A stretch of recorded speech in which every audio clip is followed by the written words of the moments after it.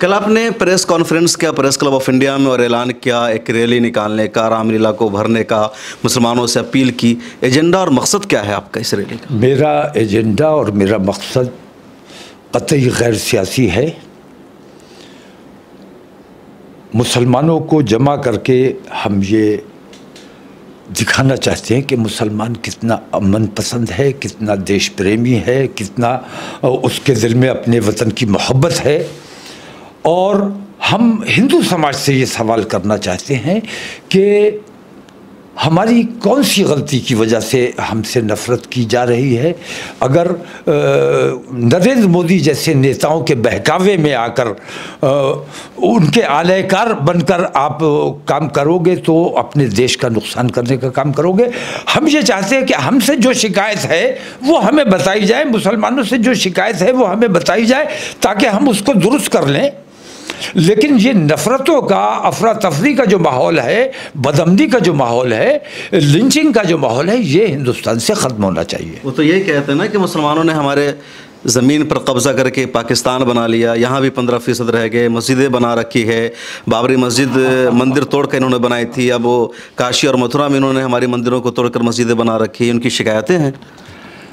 ऐसा है कि हिंदू समाज अगर ईमानदारी के साथ अपने दिल पे हाथ रखकर गौर करने बैठेगा तो उसको ये बात ज़रूर समझ में आ जाएगी कि असल में पाकिस्तान मुसलमानों ने नहीं बनाया है, बल्कि हिंदुस्तान में मुसलमानों को कमज़ोर करने के लिए मुसलमानों को 3 जगह तकसीम आरएसएस ने करवाया है। और पाकिस्तान जो बना है वो मुसलमान की वजह से नहीं बना है बल्कि आरएसएस की वजह से बना है।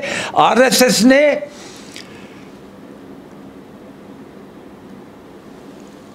मोहम्मद अली जिन्ना जी, जो मुसलमान नहीं थे, जो गुजराती ब्राह्मण से उनके बाप मुसलमान हुए थे अपने दादा की बेइज्जती का बदला लेने के लिए, और इस्लाम से मुतासिर होकर वो मुसलमान नहीं हुए थे बल्कि अपनी बिरादरी और अपने समाज को दिखाने के लिए, नाराज़गी दिखाने के लिए मुसलमान हुए थे। और वो ये समझते थे कि हमारी बिरादरी हमें वापस बुला लेगी, उन्हें बुलाया नहीं गया। तो मोहम्मद अली जिन्ना कभी मुसलमान नहीं हुए। मोहम्मद अली जिन्ना को उनके समाज के लिए जो उनके दिल में नफ़रत थी, उनकी बिरादरी के लिए जो उनके दिल में नफ़रत थी, उसको आलयकार बनाकर आरएसएस ने उनका इस्तेमाल किया और इनको आरएसएस ने प्रोजेक्ट किया, बाकायदा इनको बढ़ावा दिया और इनके ज़रिए पाकिस्तान की मांग उठवाई गई और इनको पूरा सपोर्ट किया गया। दिखावे के लिए जो लड़ाई होती है वो लड़ाइयाँ की गई, लेकिन असल में हिंदुस्तान के मुसलमानों को कमज़ोर करने के लिए हिंदुस्तान के मुसलमानों को 3 जगह तकसीम किया गया। मेरा मानना ये है और मेरी कोशिश भी ये है, पाकिस्तान पाकिस्तान चिल्लाकर ये लोग हिंदू समाज के दिल में नफ़रतें मुसलमानों के ख़िलाफ़ पैदा करने की कोशिश करते हैं।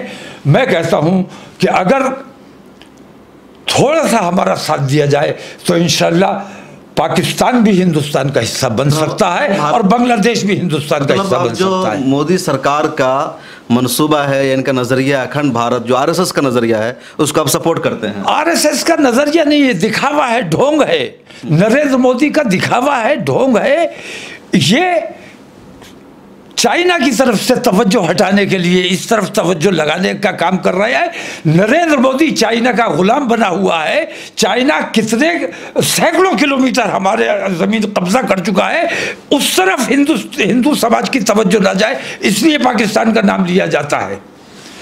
आरएसएस वालों ने पाकिस्तान बनाने का काम किया है, वो कभी भी ये नहीं चाहेंगे कि हिंदुस्तान का हिस्सा बन जाए पाकिस्तान, क्योंकि अगर पाकिस्तान हिंदुस्तान का हिस्सा बन जाता है तो इनका तो ये बचेंगे कहाँ।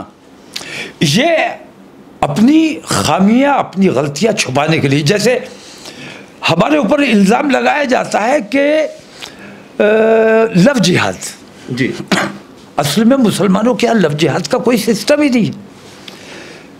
ये भगवा लव ट्रैप जो है कि 2 लाख रुपए दिए जाएंगे, मुसलमान की लड़की ले आओ, तुम्हें कारोबार करा दिया जाएगा, तुम्हें मकान दे दिया जाएगा, ये हो रहा है। तो ये खुलेआम हो रहा है, अलल ऐलान हो रहा है। आपके शहर में सबसे ज्यादा तो मैं ये कहना चाहता हूं कि असल में भगवा लव ट्रैप है, उस पर बात ना हो तो इल्ज़ाम हम पे लगाते हैं कि ये लव जिहाद कर रहे हैं। मुसलमान कभी लव जिहाद नहीं। मैं हिंदू समाज से ये बात कहता हूँ, हिंदू समाज को आत्ममंथन करना चाहिए कि ये भगवा लव ट्रैप जो है, इससे हिंदू समाज की लड़कियों का नुकसान हो रहा है कि नहीं हो रहा है।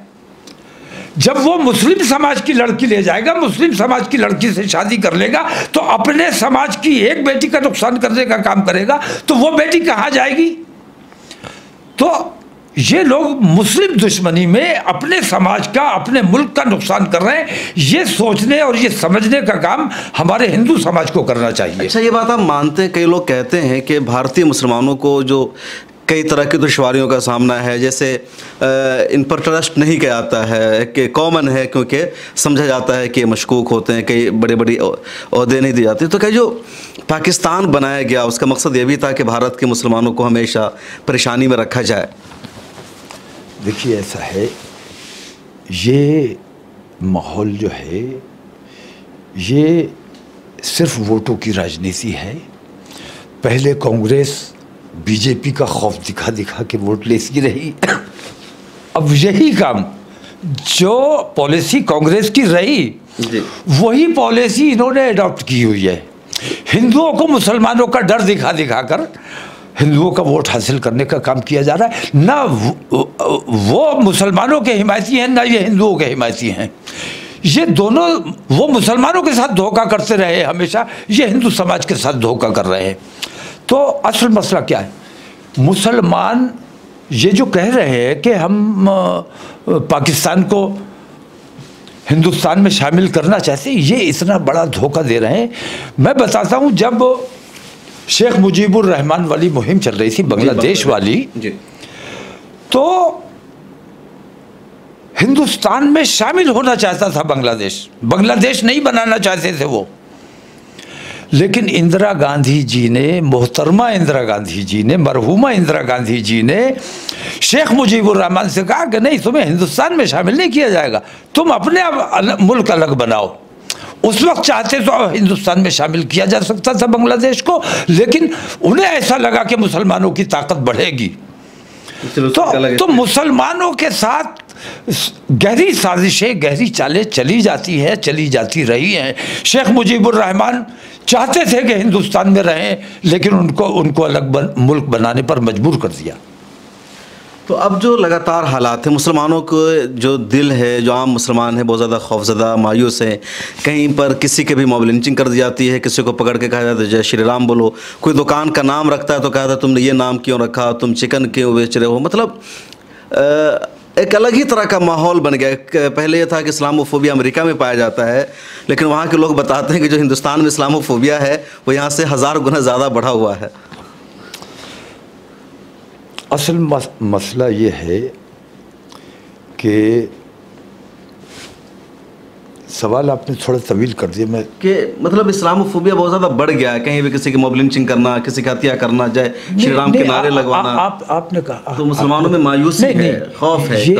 ये मुसलमानों में खौफ पैदा करने की कोशिशें की गई है, और उनको ऐसा, हमने कोई रिएक्शन नहीं दिया है, हमने कभी जवाब देने की कोशिश नहीं की है। इससे उनको ऐसा लगता है कि मुसलमान खौफज़दा हो गया है। मुसलमान अल्लाह के सिवा किसी के बाप से नहीं डरता है। मुसलमान अल्लाह से डरने वाला है और किसी से, दुनिया की किसी ताकत से डरने वाला नहीं है। ये तो फिलिस्तीन के बच्चों को देख लो तो पता चल जाएगा कि मुसलमान डरने वाला है कि नहीं डरने वाला है। इसीलिए मैं ये जो रामलीला में जो मैं प्रोग्राम करने जा रहा हूँ, वो मैं यही दिखाना चाहता हूँ कि मुसलमान डरा हुआ नहीं है।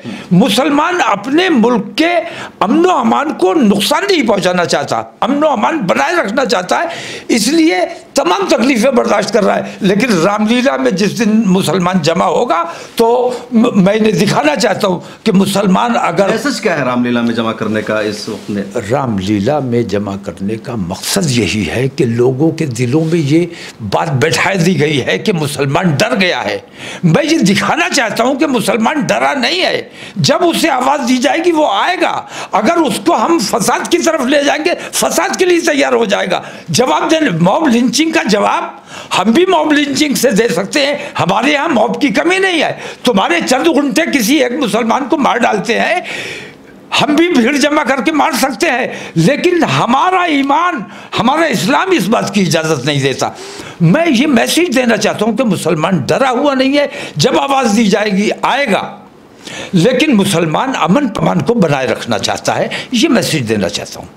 तो आपको क्या लगता है और कौन लोग होंगे आपके साथ? और मैं ख़ास तौर से हुकूमत हिंद को ये बता देना चाहता हूँ कि मुसलमान डरा हुआ बिल्कुल नहीं है।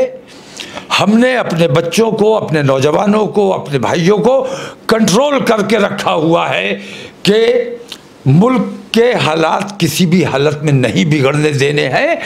अगर हमारे ये नौजवान हमारे हाथ से निकल गए, जिस दिन ये मुसलमान हमारे हाथ से निकल गए, हमारी बात मानना बंद कर दी, उस दिन हिंदुस्तान के हालात ख़राब होने का अंदेशा है, जो हम किसी कीमत पर ख़राब नहीं होना देना चाहते। सिविल वार की धमकी दे रहे हैं? नहीं, मैं कह रहा हूँ, मैं सिविल वार तो इन्होंने तैयार की हुई है। खाना जंगी तो होनी ही है।